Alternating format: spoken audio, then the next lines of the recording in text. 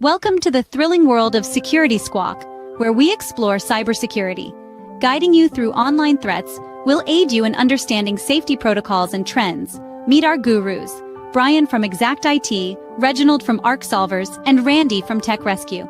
Together, we'll delve into current events and hot cybersecurity topics, helping you comprehend their impact.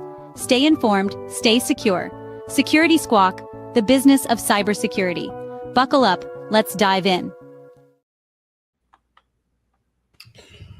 What's up, everyone? Welcome back to the Security Squawk podcast, a show where we cut through the noise and talk real cybersecurity news that matters to people like you, business owners, MSPs, and other IT pros. I'm Bryan, joined as always by Randy and Andre. What's up, gentlemen? How are you?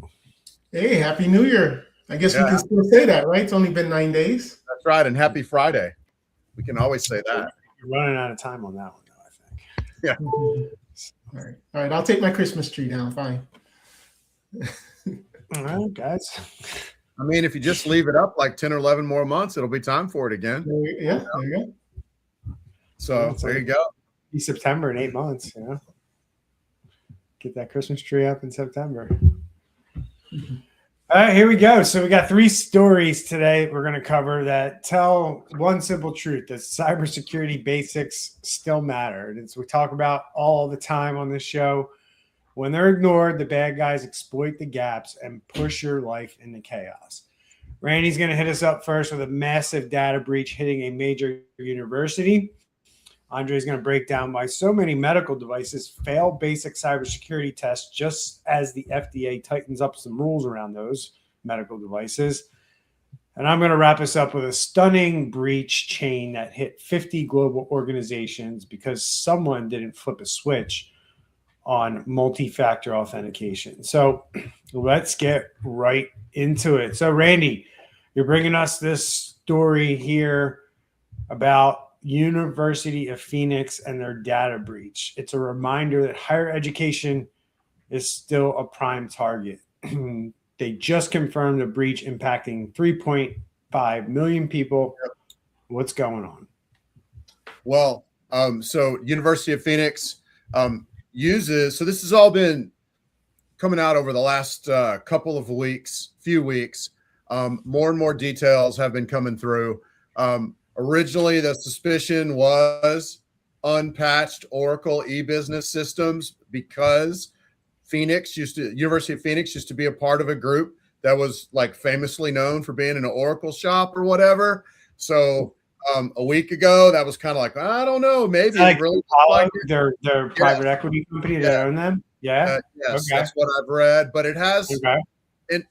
And you know how there's a lot of AI generated news out there, Bryan. So I have a little bit of concern that they're putting the dots together and then saying it's Oracle e-business systems, but it does appear it's Oracle e-business systems. There was a vulnerability that was out there. There's a group called CLOP that we have mentioned multiple times on this show who literally has had an Oracle e-business systems campaign, if you will. Yep. So it appears I'm not talking about the same thing in my article. It's just a different group with a different target. A slightly different thing. Yeah. And so looks like there was an unknown vulnerability that the bad guys knew about, wasn't patched. The bad guys were able to get into the system for about a week back in August, week to 10 days-ish, back in August. Sometime around October, November, they caught wind of it. And then that kicked out some, they had to tell the authorities and all that kind of jazz, where towards the mid to end of December, they started talking about it. But the deal is this Oracle e-business systems that they use, it does things like HR. So what does HR do? HR has employee records, social security numbers, potentially banking information. We know that a lot of this kind of stuff has been released, and we're talking about 3.5 million people. So basically everybody, I don't know if it's everybody that's ever touched University of Phoenix. I don't know how many people they have like in a class, if you will, but it's been a pretty gigantic breach, if you will. It looks like full names, contact info, date of birth, social security numbers, and probably bank account and routing numbers. That could be pretty bad because most accounts don't have a protection just to stop a random ACH from happening. So that's basically what's been going on. Now we have got to the place where they had to file with some attorney general's offices. We've got to the place where they've notified individuals that were affected by mail. Apparently they are giving out 12 months of free identity protection services. So that's for 3.5 million users. I don't know what kind of deal they got on that. That's a lot of money, y'all. But that's going to include credit monitoring, dark web monitoring, $1 million in fraud reimbursement coverage via insurance, identity theft recovery, and all that jazz. Looks like there's already a lawsuit now underway. At least a firm that's investigating it, Lynch Carpenter, looking at potential claims against the university related to the breach. Pretty big deal. And, we've talked about it multiple times on our show, guys, just how we rely on these third-party systems. Every business does, basically. There's one or another. Hardly there's a business out there that's not touched by a third-party system unless you're like doing the trades and you're working off a pen and paper. You know what I mean? Like you're putting your data in third-party systems, and we talk about this on the regular. That's a vulnerability that opens up because of it, and it puts risk with your organization. Not saying that you can do anything about it, other than be prepared for it. And also it shows how important it is when you do know about a vulnerability, you got to patch it. You got to look for them and you got to patch it, which I'll close with this. I've always called patching the unsexiest of all the cybersecurity controls. And this one probably wouldn't have helped because I think it was unknown for a while and the bad guys were exploiting it before it was fixed. So that's the basic gist of it, y'all. Got it. Yeah, for me, I still, here we are now in 2026, and there's still not a way where you can protect this date of birth, social security numbers, bank accounts. I still say that there's got to be a way that if this information is sitting in a program and now it's leaving this platform, it has to leave encrypted or something, so that way these bad guys can't get it, because it's resting somewhere. So if it's resting somewhere, why can't that when it leaves, it automatically now just, can't be read? Like, I think that's something that that the industry really has to figure out. Definitely. And then, the interesting thing that's happening here and the theme that you're going to get between Randy's story and the story that I'm going to cover is the way that the hackers have position themselves to do this stuff now, when they're now just focusing on one vulnerability, right? And they're just going after that vulnerability. So essentially they're just going out there and, it starts with scanning just publicly facing devices, right? But then it moves into, okay, we can't find any, or, we're going to continue to look, but we're running out of the low hanging fruit that's publicly accessible to us. So now when other, what we call initial access brokers, people that get in through, say, spam emails, phishing links, things like that, right? People breach systems, they get in, and then they kind of see what they have, right? And then what these cyber criminals do is when they get into a network and determine what they have, then they run over the dark web and they see which ransomware group, like CLOP, is exploiting whatever vulnerabilities. They look at all the vulnerabilities that they have available to them. They go over the dark web. Oh, CLOP exploits this Oracle vulnerability that we found. Okay, great. We're going to go contact them and hire them to do the ransomware. Right? So that's how this stuff works. That's how this stuff actually goes down in real time to businesses. Like, people get into your network, they run scans, they figure out where your vulnerabilities are at, and then they run to the dark web and they find the right ransomware group to take care of that vulnerability. Because what the ransomware groups are doing is they're getting really good at taking that one vulnerability and hitting as many devices as they can because they know how to exploit that vulnerability so good, right? So they can spread and then they can deploy the ransomware very quickly because they have such high level expertise when this vulnerability exists on your network. So they're experts at it, and they can do a lot of damage real quick. And they've determined and decided over the years that this is the business model that works the best for these cyber criminals, right? Let's just focus on a vulnerability, hire other people to go out there and find these vulnerabilities for us. And then when they come to us with these vulnerabilities, we get paid. Yep. Yeah. So, any other thoughts on this one? Not to mention all these people that are going to get exploited. Yeah.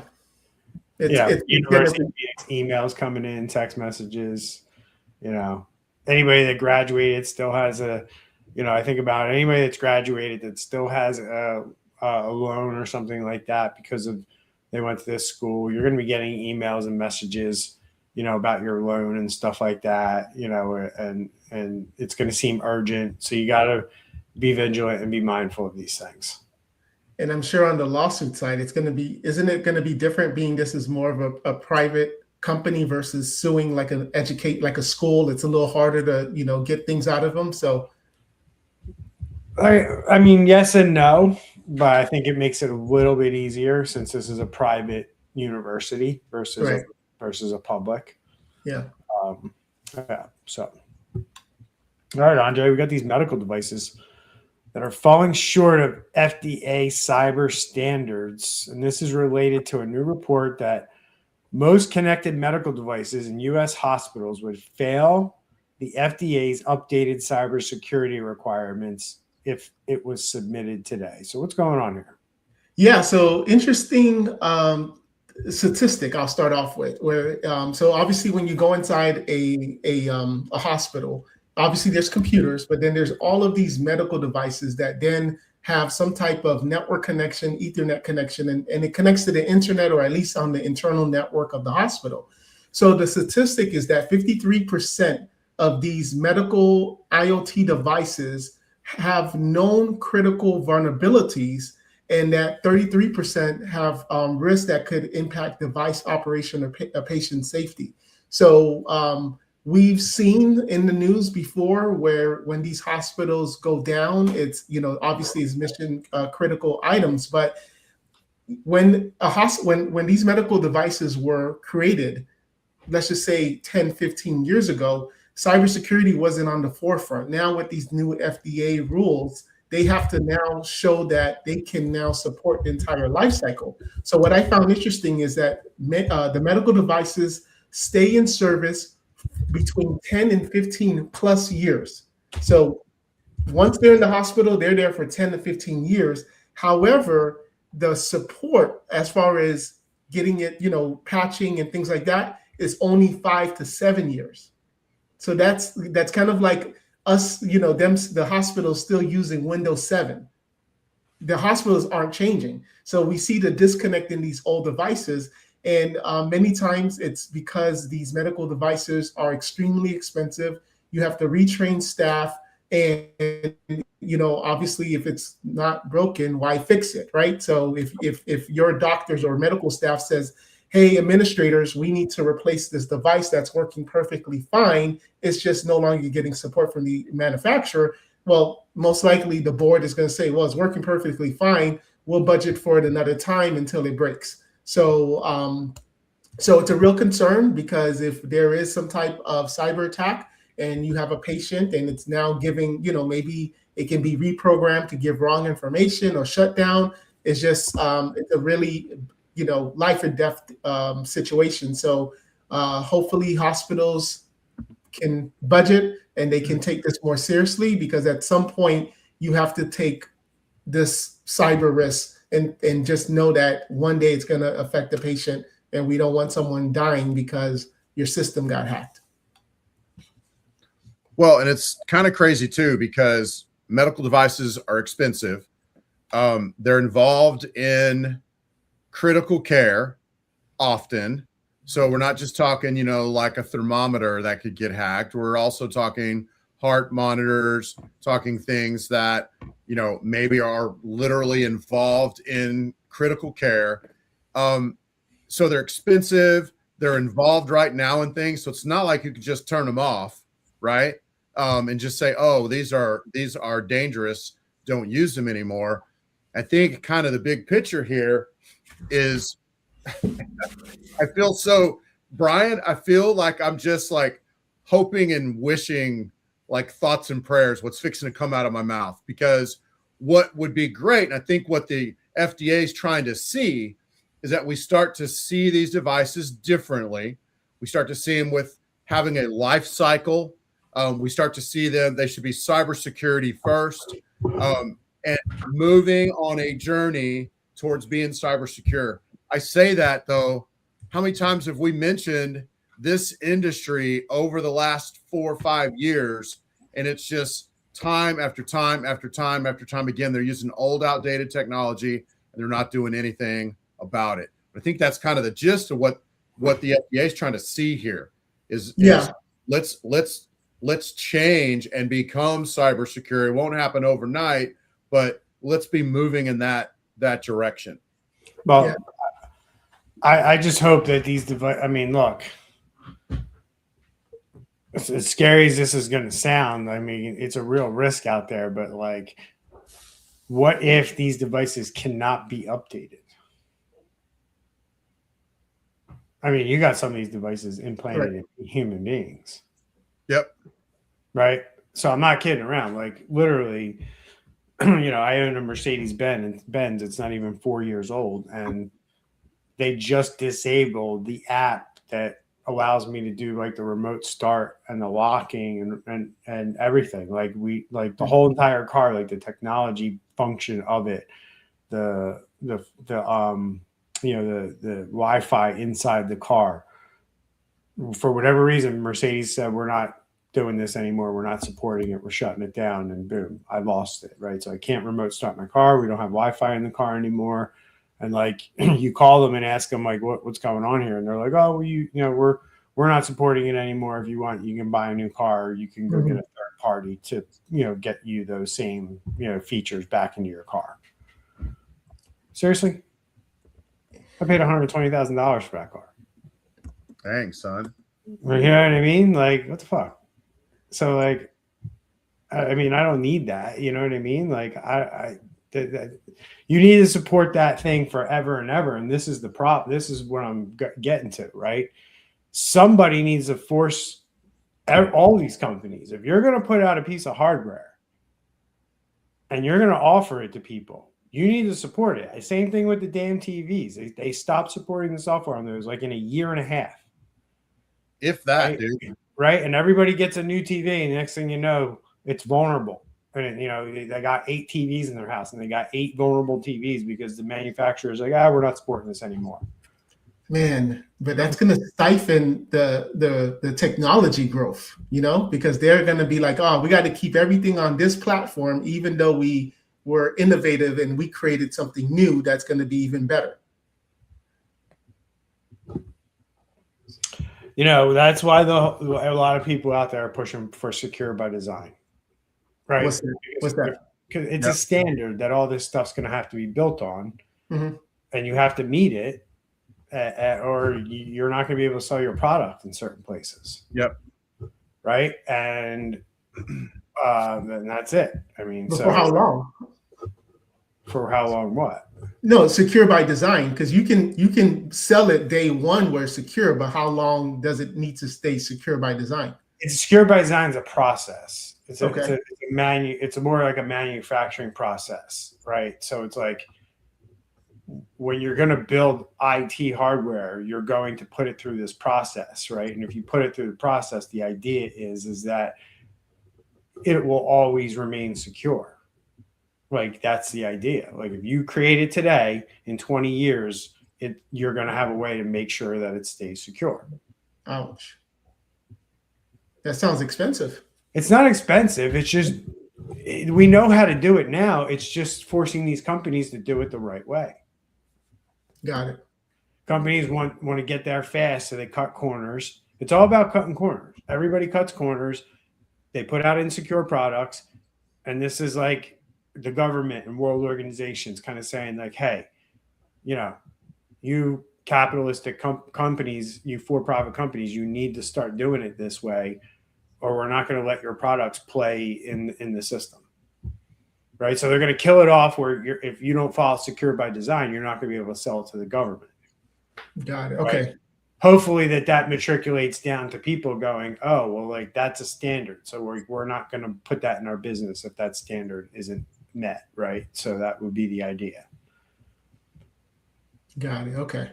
Or say, maybe Walmart decides like, or Staples or Best Buy decides like, we're not going to sell any computers or any hardware devices that are not secure by design. That's how it plays out. But then all this, because remember, it's 56% right now. So these hospitals are just waiting for these things to die. So that means that in a sense has to be grandfathered in and the problem still stays. Yeah. I mean, for now, for the time being. What I'm laying out is just an idea and a concept.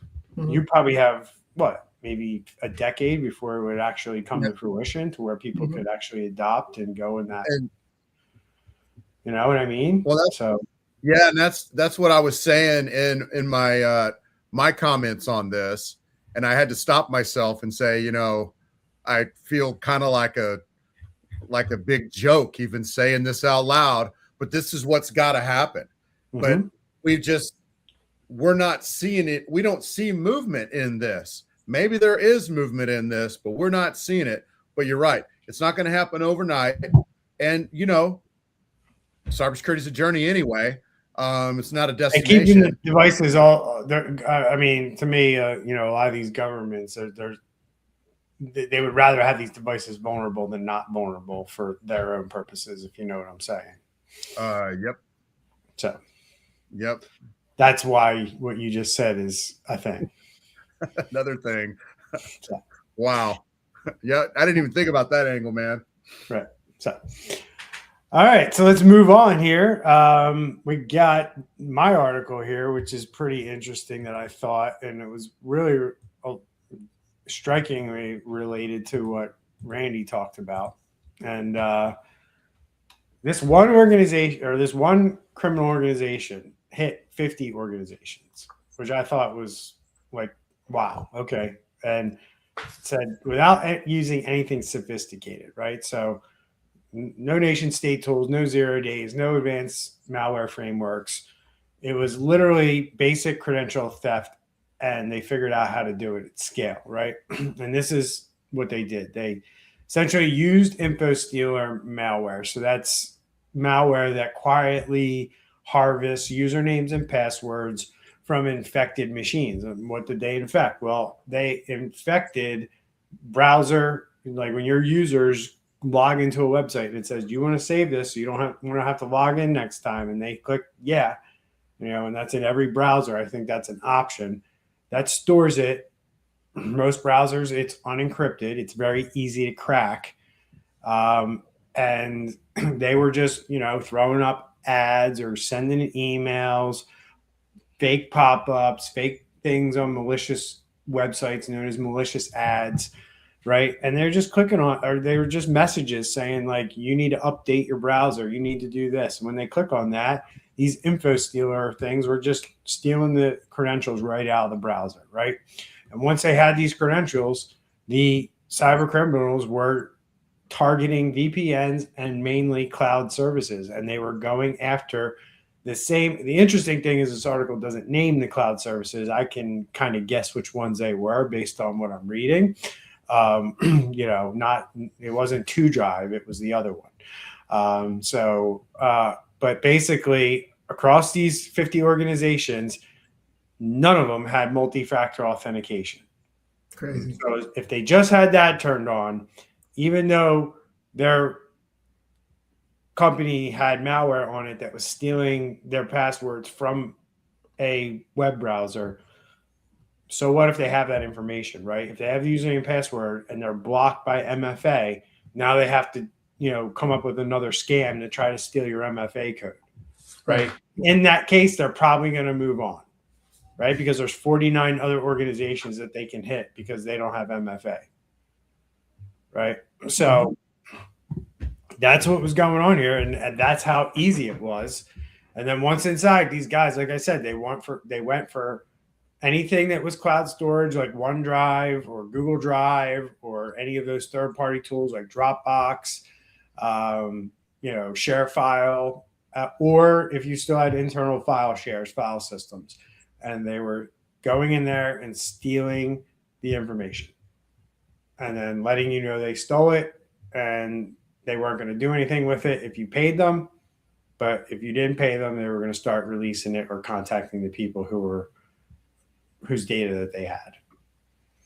So moral of the story here, MFA.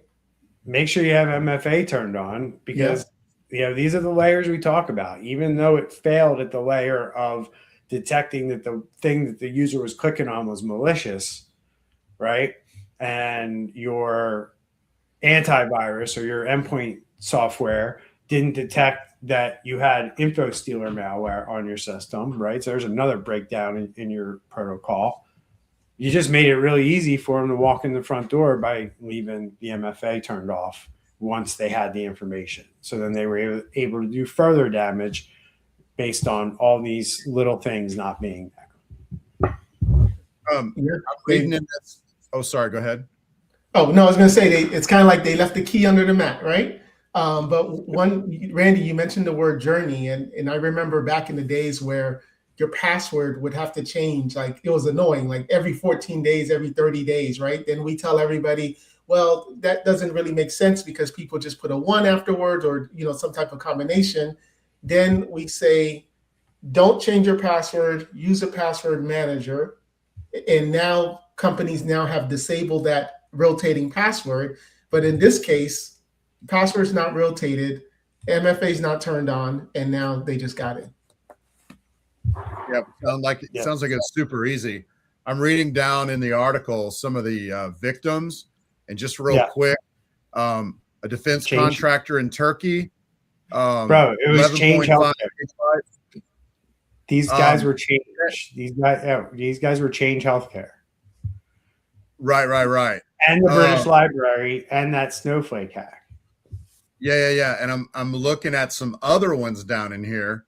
Of the 50 organizations, we've got a Turkish defense contractor that has critical military intellectual property. There's one that I wanted to read. We've got a health organization that does health records of the Brazilian military and family members. And then we have a law firm that represents Mercedes-Benz, the USA, and their lemon law cases. 48 states, along with thousands of customers, VINs, license plates, home addresses, and phone numbers. That's going to get interesting as well. Hopefully they won't see the show and know that you're disgruntled and use that to reach out, How about the Florida-based engineering firm whose clients include major utilities? Wow. That should make your yep, it does. The hair stand up on the back of your neck a little bit. 139 gigabytes of engineering data was stolen from their company. Duke Energy, about Tampa Electric, Duke Energy, and American Electric Power. The group that stole it, Zestix, was selling the trove for 6.5 Bitcoin, which is about $585,000. And man, we just saw, without getting into politics and all that, we just saw what can happen with energy going out, right? Mm-hmm. A couple of weeks ago in another country. Yeah, I mean $585 for a country like Russia, China, or North Korea. Yeah, come on, it's pocket change. Come on, and good strategy, good. What do you call it when you have a blackmail? Like, hey, we got this. Yeah, no doubt. That's crazy. So. All right, guys. All right. I don't know what happened with my layouts here, but they're a mess on this thing. So we started 2026. I thought we were going to have some, everybody's, listening to what we're saying, following best practices. Right. Okay. cybersecurity has become the second child to AI at this point. So I know, right? we're going to have a lot to talk about this AI, year. AI has fizzled. We're back, baby. Yeah. AI is fizzling a little bit, though. I will give you that. I will give you that. There's AI. What is that? Where you're tired of hearing about it? AI wariness, I guess. There's so much of that. Yeah. There's all these ads that are like, "Hey, here's the best prompts ever," and this and that, and it's we're all very wary of it. Still a lot of useful stuff out there, but we're over here. Hey, man, cybersecurity is still a thing, and it's not going anywhere anytime soon. You got to have it. I didn't trade in my hat, guys. I'm still here. You definitely need it more now than you ever have, and AI is just going to make it a million times worse, right? So, all right, guys. So we covered a massive university breach where patch vulnerability sat open too long, cost millions of people their data. We'll stay tuned for future updates on what happens with that data, because I'm sure we'll report it on that. Medical devices that aren't built for security or the future, and now they run afoul of FDA requirements, and it does actually matter for patient safety more than anything. And a cloud breach spree caused by a failing to require multi-factor authentication. And I would say a pretty slick get in the door method. And then they just, they knew who they wanted, right? They wanted to find these companies that weren't using MFA and take advantage of it, right? So key takeaways for me, guys: patch early, patch often, build security into products and procurement, as I mentioned, with secure by design, not just compliance checkboxes. And, we've been preaching this for probably 4 or 5 years now. You can go back and watch our original show where we recommended password managers and MFA, right? And I think we did that show like 5 years ago, right? And, MFA isn't optional. And it's one of your kind of like get out of jail free cards if you have it in place, because if they get your passwords, MFA will save your bacon. Yeah. So, and no SMS MFA. Takeaways for you guys before I ask people? Nope. No, I'm gonna. No, I was gonna say just and make sure it's the real McCoy, not that SMS MFA. Yeah, or email. Don't have it sent to your email either. Right. If you have the choice, like some websites I deal with, you don't even have a choice. It's like, hey, we just sent you an email with a code. It's like, oh, thanks. So, all right. So just remember to support the show, and here's how you can do it. Hit subscribe, share it with your friends, team, family, whoever needs to hear this. If you're listening to us on a podcast platform, please leave us a review. Let people know why this is a worthwhile podcast. And if you really want to support the show, Andre, Randy, and I have made a quick way for you to do that by buying us a coffee over at buymeacoffee.com/securitysquawk. See you next time. I'm Bryan here with Randy and Andre. Stay safe out there. And we will see you, next Tuesday? We're good for next Tuesday, right? So we'll see you next Tuesday. Maybe. Yep. Take care. All right.